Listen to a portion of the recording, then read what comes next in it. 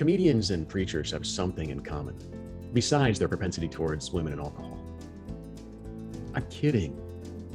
There are plenty of sober comedians. Both comedians and preachers see the world in a unique way, and this isn't by accident.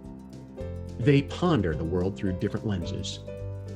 This is how they come up with profound and humorous ideas. They make a habit of seeing the world from a different perspective. What does it mean to see the world differently? I'm going to give you 8 questions that will help you see the world in a different way. Then I'll show you that if you add absurd information to this paradigm, you'll be humorous. And if you create connections or clarify ideas for the listener, your words will be wise. We all want to be better speechwriters, don't we? Of course we do. And why? Because we have idea envy. Isn't it curious that we let others delight us with their ideas? Then, with severe FOMO, we try to recreate their impact, but our words and our delivery don't land like theirs. Are you ever critical of yourself? Do you ever get stuck before you get started? What do you do when you get stuck? You ever been like me?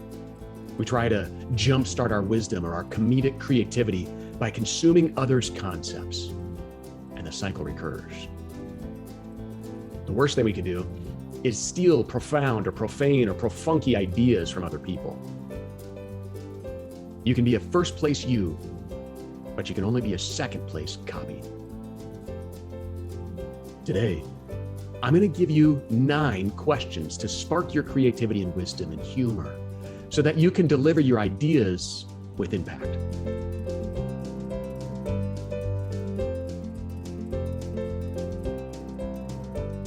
I remember when I first set aside time to write down profound ideas.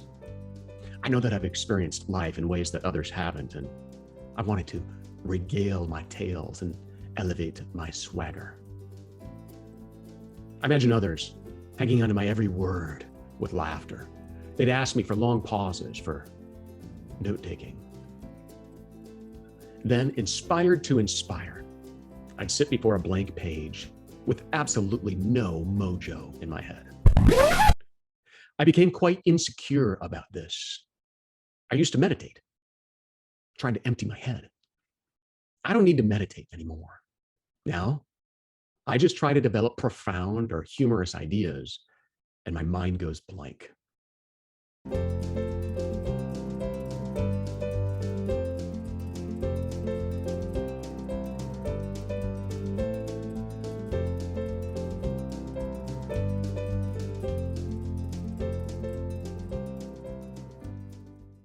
Today, we're going to talk about the discipline of profound or humorous ideation. And I'll teach you how to use layered brainstorming. If you develop an ideation discipline and you construct your speeches through layered brainstorming, your presentations will contain the nuances that make a good speech great. Now, I know what you're thinking. You can't put profound and humorous ideas into the same training. To that, I say, bite your tongue. No, don't do that. I want you to be a good speaker. Just hear me out. The discipline that creates wise ideas also creates humorous ideas. Have you ever watched a comedian and said, that's not funny? And then your friend says, yeah, but it's true. So stick with me. And I'll give you 8 questions for gathering funny or profound ideas and 1 method for incorporating them into your speeches.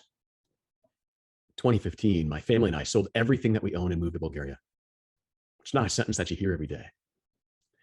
We wanted familiarity with our home, so we bought furniture from IKEA. You ever been to one of those escape rooms? It's like a casino. There's no clocks in these places. But I learned this living in Bulgaria. Apparently, 1 in 10 Europeans were conceived in an IKEA bed, which is crazy when you consider how well lit these places are. I've assembled more IKEA furniture than I'd like to admit.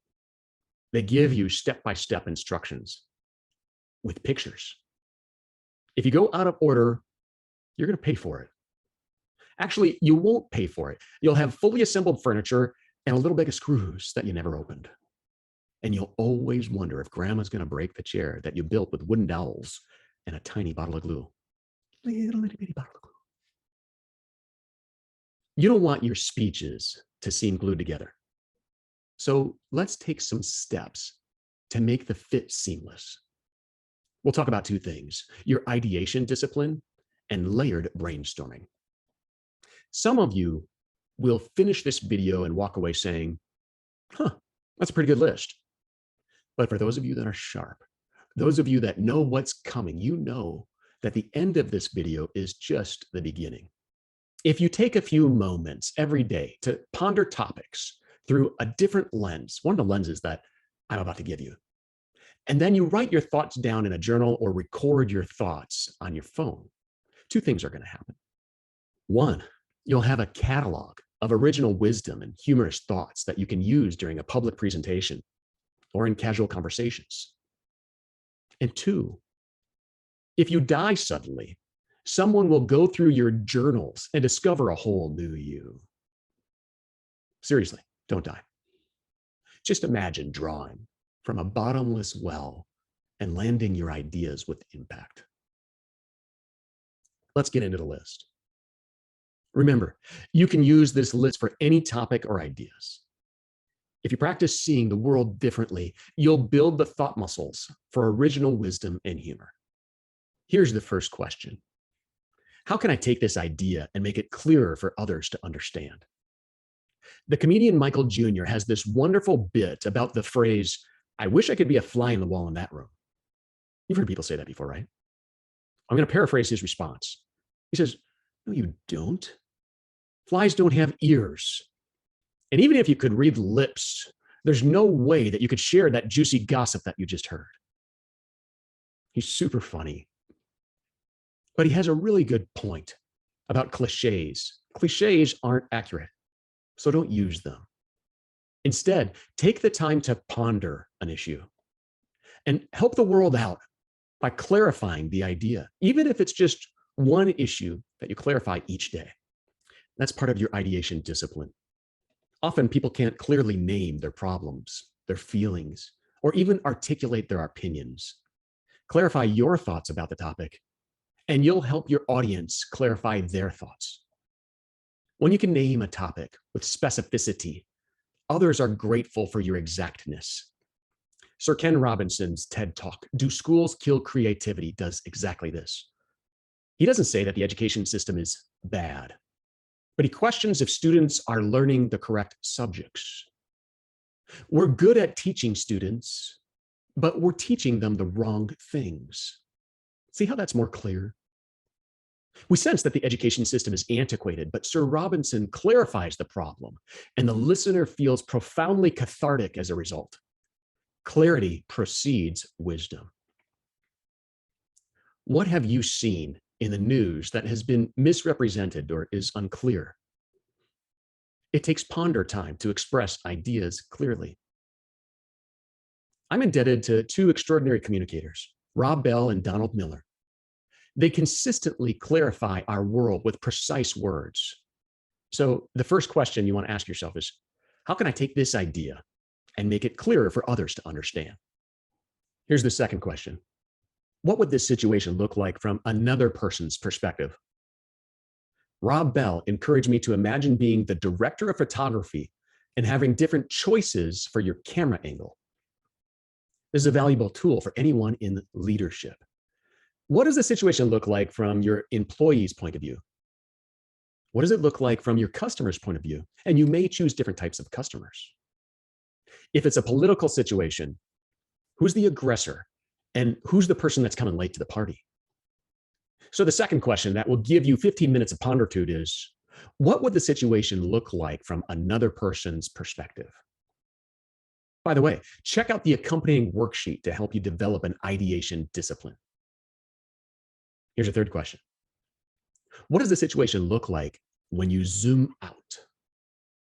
Does the perspective change if you see it over a longer timeline or from a greater distance? Have you heard of Howard Thurman's famous quote? Don't ask what the world needs. Ask what makes you come alive and go do it.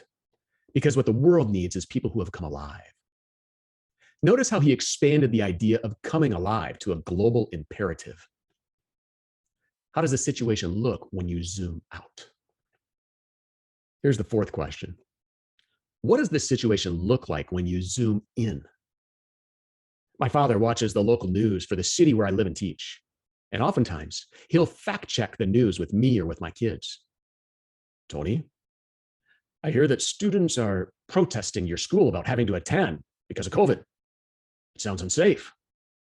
I tell him, Dad, the only protesting that I hear is about the exam that's coming up this Friday.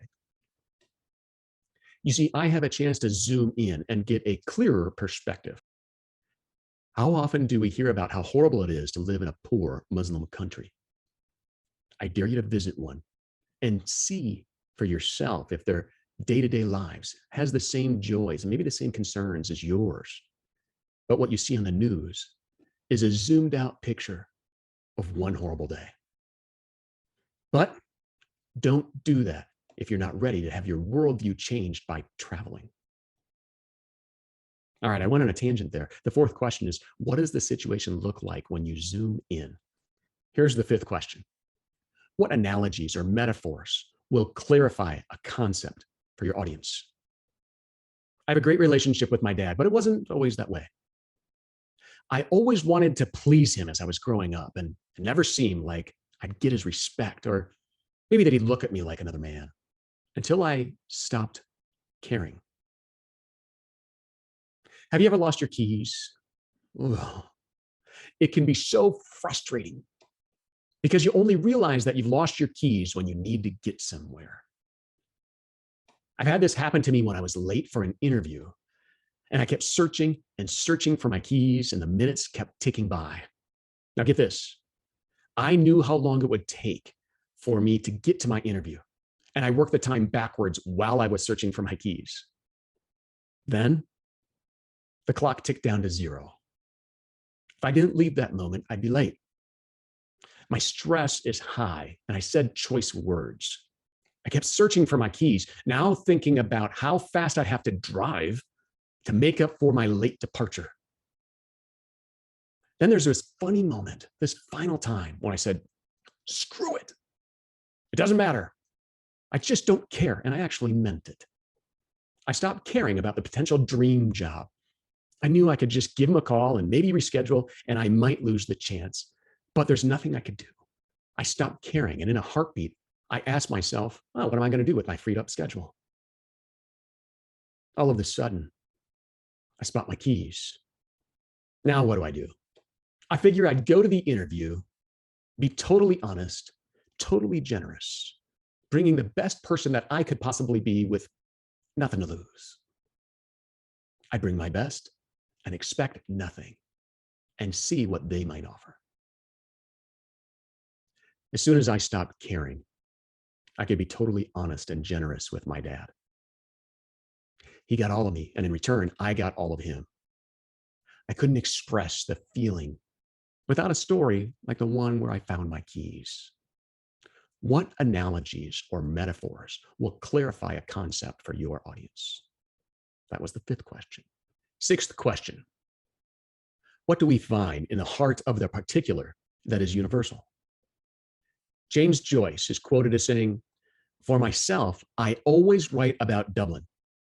Because if I can get to the heart of Dublin, I can get to the heart of all of the cities in the world. In the particular is contained the universal." What do we find in the heart of the particular that is universal? Seventh question. What do people need to hear? People need good news. We're inundated with bad news because it sells. Don't be one of those fear-mongering clickbaits. Find out what people need to hear and share it. Now, I'm not suggesting that you sugarcoat or Pollyanna a topic. I'm telling you to dig until you find what is good. What do people need to hear? Here's the eighth question. How can I make this funny by being absurd or changing direction? I said that 1 in 10 Europeans were conceived on IKEA beds. Then I changed directions by suggesting that people were having sex in the store. I wanted you to laugh or at least smile. Sometimes you need to blow up a topic to make it palatable or interesting. Seinfeld, Demetri Martin, Chris Rock, Jim Gaffigan, they all use hyperbole in their humor. They have the setup, and then they switch directions with their punchlines. Sometimes they give you a list of 2 or 3 ideas that are headed in the same direction, and then they make the hard turn in their thought pattern. This disruption makes us laugh. So the 8th question is, how can I make this funny by being absurd or by changing direction? Okay, these first 8 questions are for you to post in your daily journals. Challenge your thinking by using one of these questions each day and writing down these responses until you feel good about the use of your creative muscle. The 9th question is specifically designed for speech editing.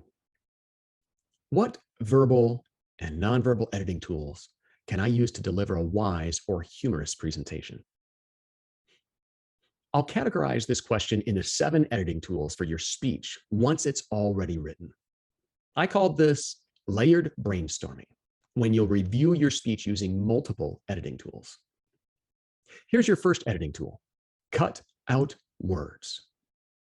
Can you cut 20% or 50% of your speech? Can you shorten your stories by eliminating erroneous context? Cut out all your filler words. Delete the word sometimes or maybe anytime that you see it. Why? Those 2 words make you sound less confident. Cut the filler words like and ah and so and okay.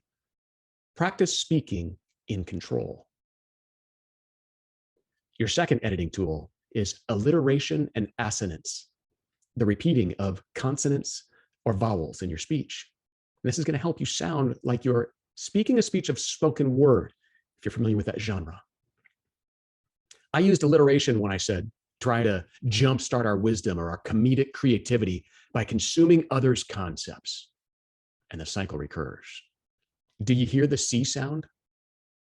Assonance, the repetition of vowels. It's like this. Is steal profound or profane or profunky ideas from other people. So the second editing tool, use alliteration or assonance to have a better sounding speech.